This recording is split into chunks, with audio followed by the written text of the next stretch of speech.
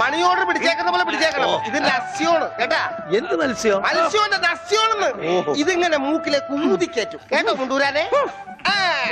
ഇവനങ്ങനെ മൂക്കിലൂടെ ശിരസിലേക്ക് തുളഞ്ഞു കയറുമ്പോൾ മിസൈൽ പാഞ്ഞു പോകുന്നത് പോലെ അമേരിക്കയിലൂടെ ഉഗാണ്ടയിലൂടെ കോതമംഗലം വഴി താഴോട്ട് പോകും. അളിയ കറക്കിയത് ശരിക്കും മൂക്ക് പിടിച്ചു. മൂക്ക് നേരെ പിടി അളിയ. മൂക്ക് നേരെ പിടി പത്രോസേട്ടാ.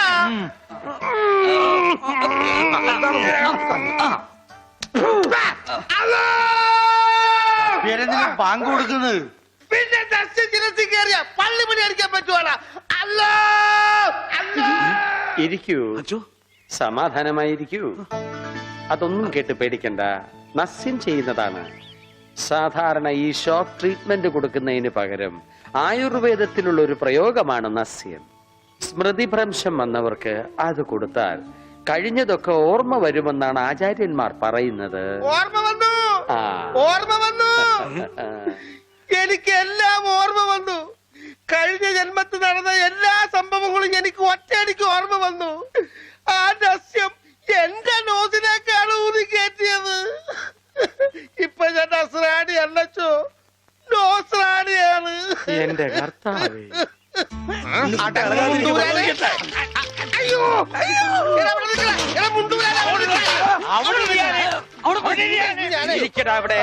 ഇരിക്കുക.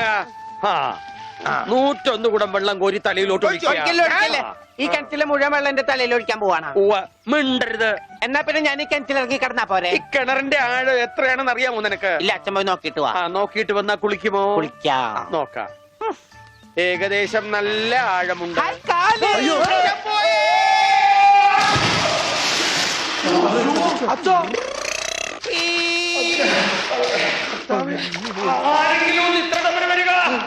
അയ്യോ,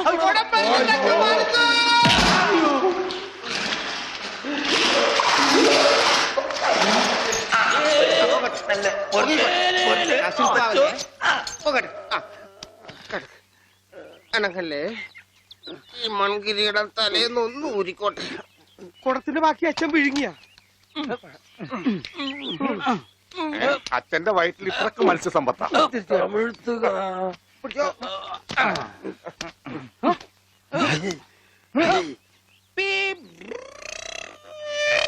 ഇവൻ അങ്ങടെ ഈ ബാണം വിട്ട പോലെ ഓടണം. ആരുടെയെങ്കിലും മുണ്ടരിക്കാനാവും. അവൻ പഞ്ചവർണ്ണത്തിന്റെ മുണ്ട് പറിക്കാൻ പോകും.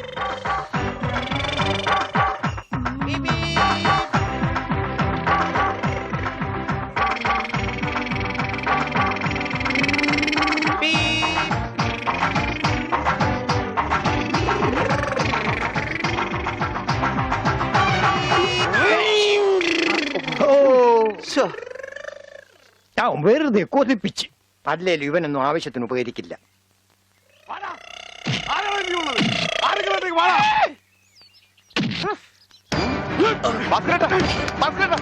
എന്താ ഈ കാണിക്കുന്നത്?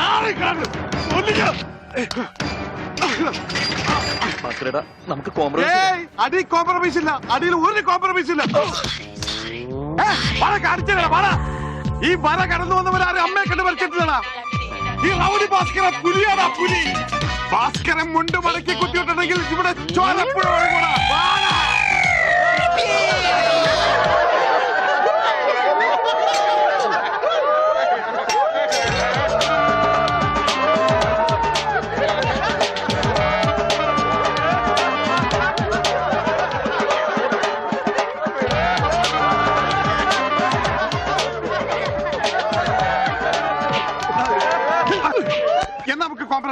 അടിയിൽ കോംപ്രമൈസ് ഇല്ല ചേട്ടാ. എന്റെ അടിയിൽ കോംപ്രമൈസ് ഇല്ലെന്നാ പറഞ്ഞത്.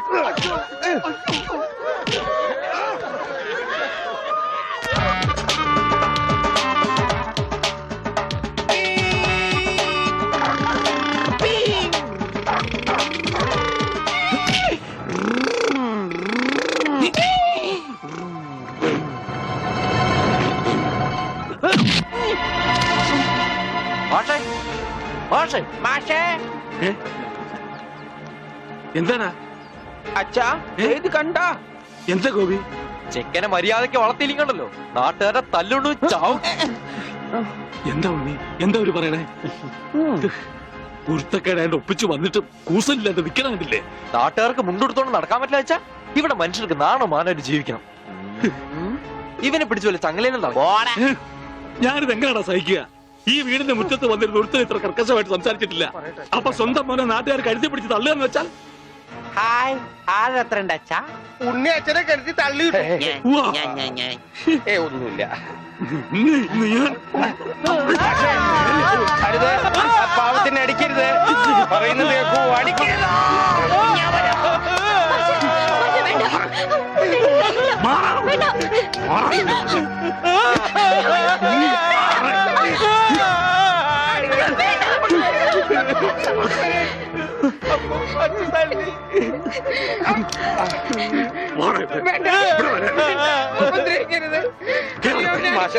ഇനി പഠിക്ക് പോകുന്നു.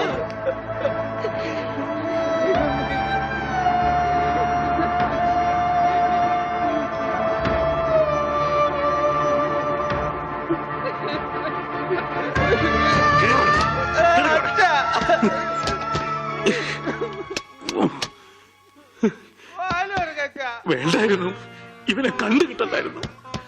ഒന്നും മനഃപൂർവ്വമല്ലല്ലോ മാഷെ. ഉണ്ണിയേട്ടന്റെ അസുഖമല്ലേ ഇങ്ങനെയൊക്കെ ചെയ്യിക്കുന്നേ?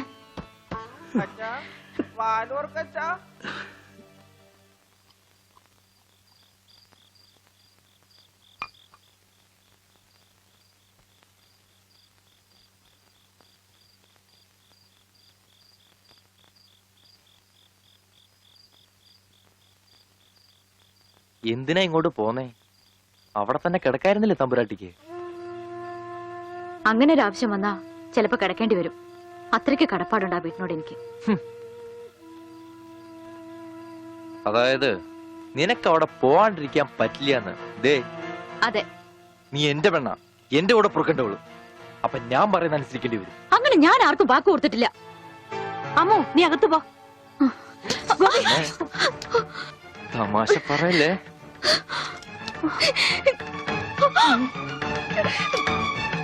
നീ എന്റെ പെണ്ണാണെന്നുള്ളത് നാട്ടുകാരെ അറിയിക്കേണ്ട കാര്യം എനിക്കില്ല. എന്നാലും നാട്ടുകാർ കാണുക എനിക്ക് താലി കെട്ടണം. അതിനെന്നെ കൊണ്ടായില്ലെങ്കിൽ ചാവണതാ ഭേദം, അല്ലെങ്കിൽ നിന്നെ കൊല്ലണം.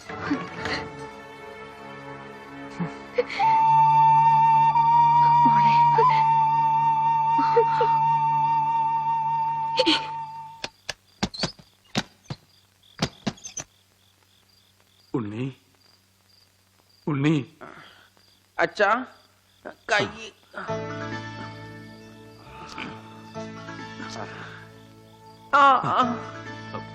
അച്ഛൻ തല്ലിയത് മോന് വല്ലാതെ നൊന്തോ? അമ്മ പറഞ്ഞല്ല, അച്ഛൻ തല്ലിയത് ഞാൻ നന്നാവാൻ വേണ്ടിട്ടാണ്. ഞാൻ നന്നായി അച്ഛാ. അച്ഛൻ എന്തിനാ കരയണേ? എന്നെ ഇഷ്ടായില്ലെങ്കി എവിടെങ്കിലും കൊണ്ടേ കളഞ്ഞേക്ക്. എന്താ ഉണ്ണി ഇങ്ങനൊക്കെ പറയണേ? ഇവിടെ ആർക്കാ നിന്നെ ഇഷ്ടല്ലാത്ത? എല്ലാവർക്കും എന്നെ ഇഷ്ടാണോ? പിന്നെ അച്ഛൻ എന്നെ ഇഷ്ടാണോ? അതെ, സത്യം. സത്യം. എന്നാ എന്നെ പുറത്തു വിടുവോ? എന്തിനാ? വെറുതെ കാണിക്കാനാ? പിന്നെന്തിനാ ഇപ്പൊ പുറത്തു പോണേ? എന്റെ കഴുത്തെ പിടിച്ച് തള്ളിക്കൊണ്ടെന്നില്ലേ? ആര്? ഗോപിക്കുട്ടനോ? ആ, അവന്റെ മുണ്ട എനിക്ക് പറിക്കണം. എന്നെ അനുഗ്രഹിക്കൂ അച്ഛാ. എന്നെ പുറത്തു വിടൂ, പുറത്തു വിടൂ അച്ഛാ. ഗോപിക്കുട്ടരെ ശരിയാക്കണം.